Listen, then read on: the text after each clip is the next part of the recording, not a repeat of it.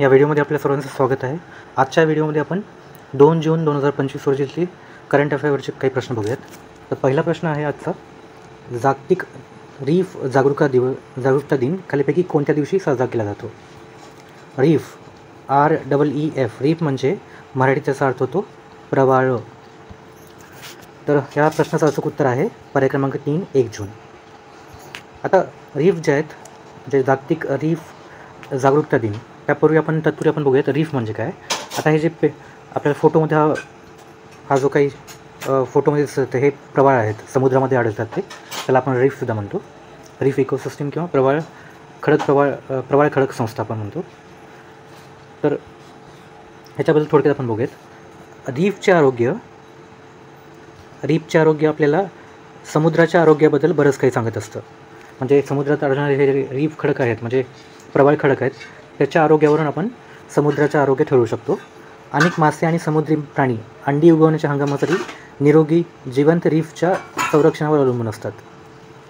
आणि रीफ जे आहेत, प्रवाळ खडक जे आहेत, ते संरक्षणापेक्षा जास्त काही प्रदान करते। ते एक समृद्ध अन्न साखळी देखील पुरवते। प्लँक्टॉन आणि शेवाळापासून ते सर्वात मोठ्या समुद्री प्राण्यांपर्यंत रीफ परिसंस्था म्हणजे प्रवाळ परिसंस्था ही एक महत्त्वपूर्ण जीवन समर्थन प्रणाली आहे, लाईफ सपोर्टिंग सिस्टम आहे। तर ही होती थोडक्यात रीफ म्हणजे प्रवाळ खडकाबद्दलची माहिती। पुढचा प्रश्न आहे तो म्हणजे मेरी इर्व्स कोणत्या संघाची आहे जिने आंतरराष्ट्रीय फुटबॉलमधून निवृत्ती घेतलेली आहे? या प्रश्नाचं अचूक उत्तर आहे पर्याय क्रमांक 3, इंग्लंड। तर थोडक्यात मेरी इर्व्सबद्दल बघूयात। तर ही आहे मेरी इर्व्स, इंग्लंडच्या टॉप फुटबॉल कीपरपैकी एक असलेल्या मेरी इर्व्सने आंतरराष्ट्रीय फुटबॉलमधून निवृत्ती घेण्याचा निर्णय घेतलेला आहे। UEFA महिला नेशन्स लीगमधील इंग्लंडच्या महत्त्वाच्या सामन्यापूर्वी ही तिने बातमी शेअर केली आणि तिच्या निवृत्तीमुळे ती उन्हाळ्यात स्वित्झर्लंडमध्ये होणाऱ्या UEFA युरोपियन चॅम्पियनशिप खेळणार नाही आहे। पुढचा प्रश्न आहे 1 जून 2025 रोजी सामोआचा कोणता स्वातंत्र्य दिन साजरा करण्यात आला? सामोआ हा जो देश आहे त्याचा कोणता स्वातंत्र्य दिन साजरा करण्यात आला? त्या प्रश्नाचा अचूक उत्तर असणार आहे पर्याय क्रमांक 4, 63वा। आता सामोआ देशाबद्दल थोडक्यात आपण बघूयात। सामोआचा स्वातंत्र्य दिन 1 जून रोजी साजरा केला जातो। देशाला 1 जानेवारी 1962 रोजी न्यूझीलंडपासून स्वातंत्र्य मिळाले आणि स्वातंत्र्य मिळवणारा तो पहिला पॅसिफिक बेट देश आहे।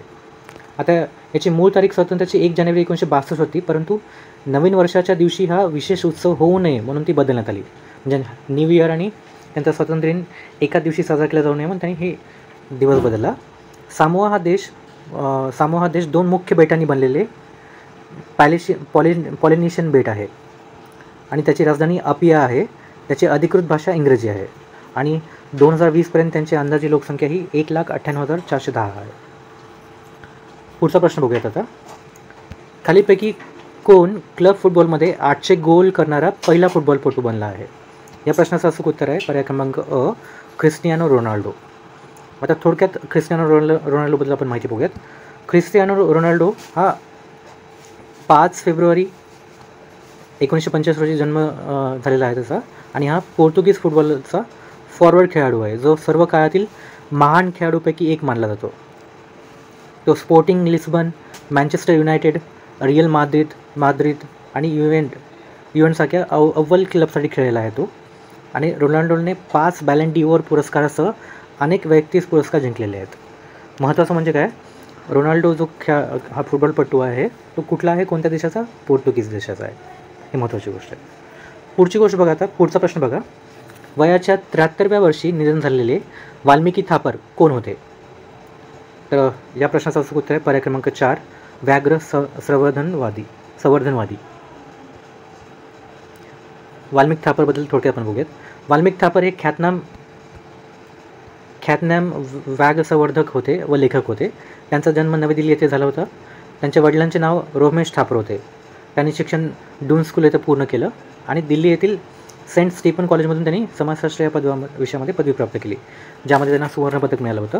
त्यांनी इसवी सन 1988 राजस्थानमध्ये रणथंबोर फाउंडेशन स्थापना केली होती आणि त्यांनी त्यांचा संपूर्ण आयुष्य राजस्थान येथील रणथंबोर राष्ट्रीय उद्यानातील वाघांचा अभ्यास आणि संरक्षण यासाठी व्यतीत केलं। त्यांनी काही पुस्तकं लिहिलेली आहेत। ती कोणती बघूयात आपण. त्यांनी लिहिलेली पुस्तके कोणती आहेत तर पहिलं म्हणजे लँड ऑफ टायगर आणि टायगर फायर. त्यांची गाजलेली मालिका कोणती होती, लँड ऑफ टायगर, माहिती टायगर. आणि त्यांचा माहितीपट कोणता आहे महत्त्वाचा, तो माय टायगर फॅमिली. त्यांचं शनिवार 31 मे 2025 रोजी वयाच्या 73व्या वर्षी नवी दिल्ली येथे त्यांच्या निवासस्थानी निधन झालं. पुढचा प्रश्न बघूयात आपण, तो म्हणजे कॅनडा इंडिया फाउंडेशनने खालीपैकी कोणाला global Indian of the year पुरस्काराने सन्मानित केले आहे. या प्रश्नाचं अचूक उत्तर आहे पर्याय क्रमांक अ, जगद्गुरू जग्गी वासुदेव. पुढचा प्रश्न आहे, महाराणी अहिल्याबाई होळकर यांची 300वी जयंती खालीपैकी कोणत्या दिवशी साजरी करण्यात आली. तर ही 300वी जयंती 31 मे रोजी साजरी करण्यात आली. आता अहिल्याबाई होळकरबद्दल थोडक्यात आपण बघूयात. अहिल्याबाई होळकर त्यांचं जीवन कार्यकाळ होता 1725 ते 1795. या एक महान आणि कर्तृत्ववान मराठा राज्यकर्ती होत्या. त्या होळकर घराण्याच्या शासक होत्या. त्यांनी मध्य प्रदेशातील माळवा प्रदेशावर राज्य केलं. अहिल्याबाई प्रसिद्ध आहेत कारण त्यांनी परोपकार, न्याय आणि धार्मिक कार्यासाठी खूप मोठे योगदान दिलेलं आहे. त्यांचा जन्म कुठे झाला होता, अहिल्याबाईंचा जन्म 31 मे 1725 रोजी महाराष्ट्रातील चौंडी, म्हणजे आजचं जे पूर्वीचा अहमदनगर जिल्हा, आजचं अहिल्यानगर जे त्यांच्या नावावरून दिलेलं आहे, इथे झाला होता. पुढील थोडक्यात माहिती त्यांच्याबद्दलची म्हणजे त्यांचं कुटुंब, त्यांचे वडील मानवजी शिंदे हे धनगर समाजाचे पाटील होते. त्यांनी 1767 ते 1795पर्यंत होळकर घराण्याचे शासक म्हणून त्यांनी काम केलं. त्याआधी ते रिजंट म्हणून काम करत होत्या. आणि राजकीय कारकीर्दमध्ये त्यांनी अहिल्याबाईंनी महेश्वर आणि इंदूर शहरामध्ये राज्य केलं. पुढचा प्रश्न आहे, खालीलपैकी कोणते राज्य भारतातील दुसरे पूर्ण साक्षर राज्य म्हणून घोषित करण्यात आलं.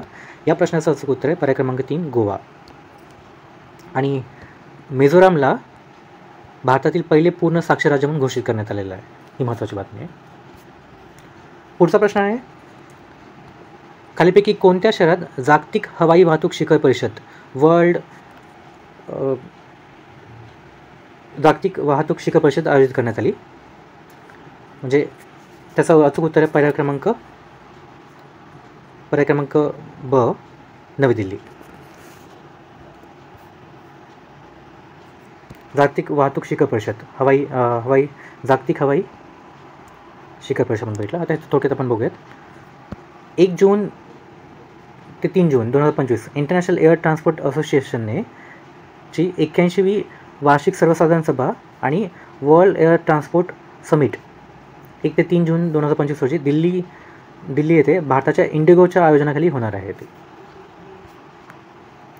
पुढचा प्रश्न आहे, हैदराबाद येथे झालेल्या मिस वर्ल्ड 2025 टॅलेंटचा किताब जिंकणारी मोनिका केझिया सेम्बरिंग कोणत्या देशाची आहे. या प्रश्नाचं अचूक उत्तर आहे पर्याय क्रमांक 3, इंडोनेशिया. पुढील प्रश्न आहे, खालीलपैकी कोणाची ऑडी इंडियाचा ब्रँड अँबॅसेडर म्हणून नियुक्ती करण्यात आलेली आहे. या प्रश्नाचं अचूक उत्तर आहे पर्याय क्रमांक 3, नीरज चोप्रा. थोडक्यात नीरज चोप्राबद्दल बघूयात. हे जॉलिंग थ्रोवर आहेत नीरज चोप्रा. नीरज चोप्रा यांची ऑडी इंडियाचे ब्रँड अँबॅसेडर म्हणून नियुक्ती करण्यात आलेली आहे. त्यांनी आशियाई क्रीडा स्पर्धा, राष्ट्रकुल क्रीडा स्पर्धा आणि जागतिक ॲथलेटिक्स अजिंक्यपद स्पर्धेमध्ये सुवर्णपदक जिंकलेली आहेत.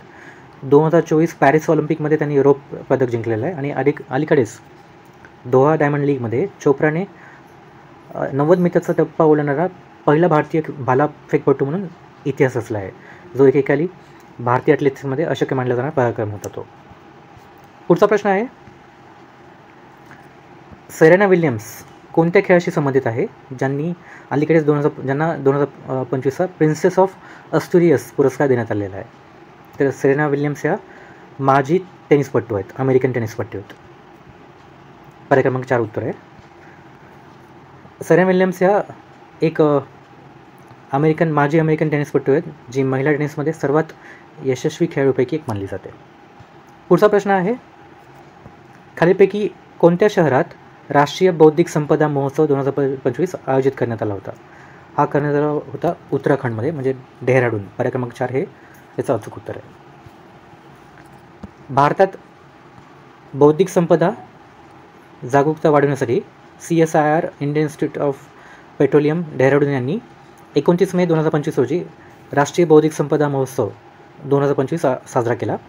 हा आझादी का अमृत महोत्सव उपक्रमाचा एक भाग आहे आणि जुलै 2023मध्ये पहिल्यांदा सुरू करण्यात आला होता. पुढचा प्रश्न आहे, हैदराबाद येथे झालेल्या 72व्या मिस वर्ल्ड स्पर्धेचा किताब खालीलपैकी कोणी जिंकला? तर या प्रश्नाचा अचूक उत्तर आहे पर्याय क्रमांक 3, ओपल सुचाटा. पुढील प्रश्न आहे, आशियाई सुरक्षा परिषद खालीलपैकी कोणत्या देशात आयोजित करण्यात आली होती? या प्रश्नाचं अचूक उत्तर आहे पर्याय क्रमांक 1, सिंगापूर. थोडक्यात माहिती बघूयात आपण. IISS शांग्रीला संवाद सिंगापूरमध्ये आयोजित केला जाईल 30 मे ते 1 जून 2025 रोजी. आणि हा कार्यक्रम आशियातील प्रमुख संरक्षण शिखर परिषद म्हणून ओळखला जातो, ज्यामध्ये प्रादेशिक सुरक्षा आव्हाने आणि धोरणात्मक प्रतिसादावर चर्चा होते. International institute for strategic studies म्हणजे IISS ही वार्षिक परिषद आयोजित करते. तर ही होती 2 जून 2025 या दिवशीची करंट अफेअरची काही प्रश्न MCQs. धन्यवाद.